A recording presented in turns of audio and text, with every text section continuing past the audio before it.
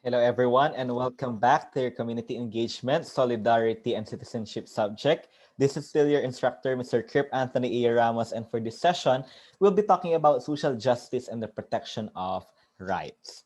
Okay, so let's start this discussion by actually presenting to you the 2014 human rights violations overview that has actually being introduced or that has been introduced by Amnesty International. So Amnesty International is actually a non-governmental organization, okay, na kung saan they are aiming to actually look into the quality of life of people, just like, say for example, this is something to do with, of course, yung pagiging malaya ng tao, no, their human rights and hunger, no. So let's go ahead and have a look first on the violations overview of human rights in 2014. So according to Amnesty International, emergency abortion where the life of woman is in danger, or in case of rape, they are actually being banned in 28 countries. Okay, so to give you an insight, Amnesty International is actually not only prevailing here in the Philippines, or they are not only existing here in the Philippines.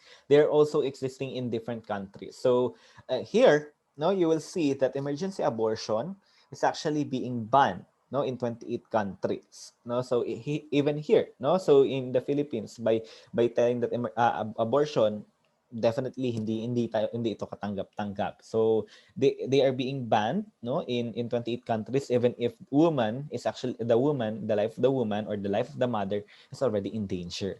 So war crimes were actually carried out in 18 countries. Also, discriminatory policies against the LGBTQIA plus community were actually seen in 78 countries. And ito yung medyo nakakalungkot isipin, that those policies, no, merong mga bansa na kung saan pag nalaman nila na ikaw ay gay, ikaw ay lesbiana, ikaw ay bisexual, automatic, no, maaari kang ikulong, maaari kang maaari kang parusahan, at worst, no, maaari kang nilang patayin. No, this is quite common for for the Muslim countries, no, simply because of their religion, no, na kung saan hindi nila pinaniniwalaan nila na talaga, no, immoral ang mga tao na nag i-engage sa homosexual activities, and as part, no, of the community, no. So definitely, no, medyo marami akong experiences, and marami akong naranasan na discriminatory policies. Let me give you an example, no. In my previous institution, hindi ko na lang siya papangalanan, no, na kung saan ito ay isang Catholic institution. Talagang doon mo pa lang din makikita na talagang kapag ikaw ay LGBTQIA+ member, no, or the member of the community, definitely pinipersecute ka, no. There is actually an instance na kung saan kinonsol ko lang isang bata, no, or isang estudyante, and then bigla na lang ako pinatawag sa principal's office simply because hindi daw tamang kinukonsente daw ang mga LGBTQIA+, no. And in that sense, no, nakakalungkot isipin na from micro perspective, nangyayari na ito. What more sa malakihan pa, no, ng mga bansa. Here in the Philippines, no, hindi natin masasabi that LGBTQIA+ is already accepted, no. LGBT community is actually being tolerated, not accepted, no. And in that sense, no, there are still discriminatory policies. So let me give an example. In our family code, no, in family code, it is actually being stipulated that ang kasal daw ay maaari lamang engage ng isang babae at ng isang lalaki, pero hindi siya pwedeng engage ng kapwa lalaki or ng kapwa babae. In that sense, this is actually discriminatory in the context na kung saan bakit hindi ito pwedeng gawin ng homosexuals. Okay? So, let's go to the next issue. Unlawful imprisonment of individuals was evident in 62 to 160 countries. Armed militia abuses were recorded in 35 countries. Restriction of freedom of speech is actually prevalence sa iba't ibang bansa. Unjust trials were seen in 92 to 160 countries, and torture was recorded in 131 to 160 countries. So these are actually the following the following problems and conflicts na kung saan kinakaharap ng mundo ngayon, no? So lalong-lalo sa Pilipinas. So in September, serious fighting erupted in the southern city, no, of Zamboanga between a faction of the Moro National Liberation Front, or the MNLF, and the Philippine military and police. It reported 161 civilians, MNLF fighters, and government soldiers and police were killed in 3 weeks of fighting in Zamboanga and neighboring Basilan. Oh, this is actually quite an issue. Why? It's simply because sa gera, walang panalo. No, both sides laging may talo diyan. Bakit? Syempre both sides pag naki-engage tayo sa gera, automatic may mawawala at mawawala. At buhay is actually ang buhay or life is actually precious. No, that's why talagang sa isang gera or sa isang labanan, no, walang panalo.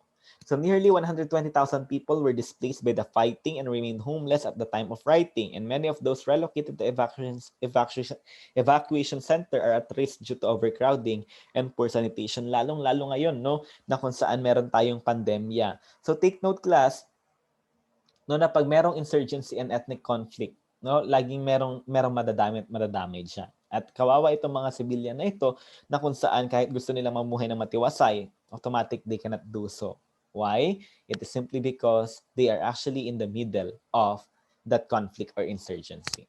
So the Islamist armed group, which is known as Abu Sayyaf, remains active and engages mainly in kidnappings and including the abduction of 2 people in September. So there are also attacks on journalists and criminal defamation. So the Philippines remains one of the most dangerous places in the world to be a journalist. In 2013, actually, class 7 journalists were killed according to the Center for Media Freedom and Responsibility, a Manila media advocacy group. So if you can also remember, class, no, in 2009, nagkaroon din ng problema, no, na kung saan nagkaroon ng dito, Ampatuan Massacre, na kung saan yung mga journalists talagang pinatay sila, no, inilibing sila ng buhay, and in that sense they did not deserve that, no. So talagang sabi ko nga kanina, 'di ba, life is precious just to be thrown away, no, and in that sense ginagawa lang naman nila yung kanilang mga trabaho. So 3 journalists were also convicted of criminal libel in 2013. So the most recent in September was Stella Estremera, editor-in-chief of Sunstar Davao, who together with the paper's former publisher Antonio Ajero was convicted for a 2003 story identifying people a police report said were suspects in the illegal drug trade in Dagu City. Nakakalungkot lang isipin, class, no, na imbes na na talagang tulungan natin ang isa't isa para masugpo, no, itong mga ganitong mga sitwasyon, no. There are situations wherein talagang nagkakaroon ng tolerance, no, lalong-lalo ng gobyerno pa. And in that sense, if that is being tolerated, no, talagang walang mangyayari at magagawa ang isang bansa. Mangyayari yung mga ganitong pag-atake and even yung criminal defamation simply because, no, meron silang backer or meron silang tagapagsuporta. And if we are letting this to happen, definitely this is something to do with your expression of your of yourselves. And if, say for example, makakurtail ang ating yung ating freedom of speech, definitely this is this is actually this would yield to an impact negatively sa ating pagkatao. So let me continue. There are also abuses by paramilitary forces. So paramilitary forces controlled by the Philippine government and military committed serious human rights abuses even in 2013. No? Up until naman now, no? Mayroon pa rin mga ganitong pagkakataon. So the trial in the Maguindanao massacre case, in which 58 people linked to a local politician and journalist were summarily executed by members of the Ampatuan political clan in Maguindanao province. That continued in 2013. However, families of victims were increasingly impatient at the slow pace of the trial. 4 years after the killings, the court still hearing the bail petitions of several of the suspects. So definitely, class, in this one, talagang issue na ito up until now. Nagkakaroon ng human rights abuses. And take note, class, na hindi obligasyon ng tao na ibigay yung kanilang loyalty at yung kanilang yung kanilang respeto sa ating military. It is actually the obligation of the government to let us feel na kailangan talaga natin silang suportahan, na hindi nila nangyayari kasi yung pagdududa kung sakali nagkakaroon ng abuses kaya ng ginagawa ngayon. Okay? So, extrajudicial killings and enforced disappearances, while there has been a notable decline in extrajudicial killings under the Aquino administration, they still remain a serious problem and rarely result in a prosecution. Up until now, no, yung kay President Duterte, no, nung nagsisimula siya bilang presidente, marami yung sinasabi na EJKs or extrajudicial killings at marami yung mga kawawang citizens natin, no, at lalong-lalo yung mga kabataan na kung saan nadadamay sila, yung mga death squads, no, yung sa Davao Death Squad daw, meron daw yun, no. So definitely kung sakaling nangyayari itong mga to, no, hindi na uphold yung ating constitution at yung hindi nirerespeto ang batas. So, take note, class, that social justice is a political and philosophical theory which asserts that there are dimensions to the concept of justice beyond those embodied in the principles of civil or criminal law, economic supply and demand, or traditional moral frameworks. In modern practice, social justice revolves around favoring or punishing different groups of the population. In economic terms, this often means redistribution of wealth, income, and economic opportunities from groups. So take note, class, that in social justice, no, kailangan lahat tayo ay magkaroon ng pantay-pantay na oportunidad sa lahat ng ating mga resources and lahat ng ating opportunities. And this would actually be it for our discussion about the social justice and the protection of rights. So let me grab this opportunity to thank everyone for attending our session, and I hope to see you all in the succeeding one. So thank you, everyone, and I hope that you'll have a great week ahead of you.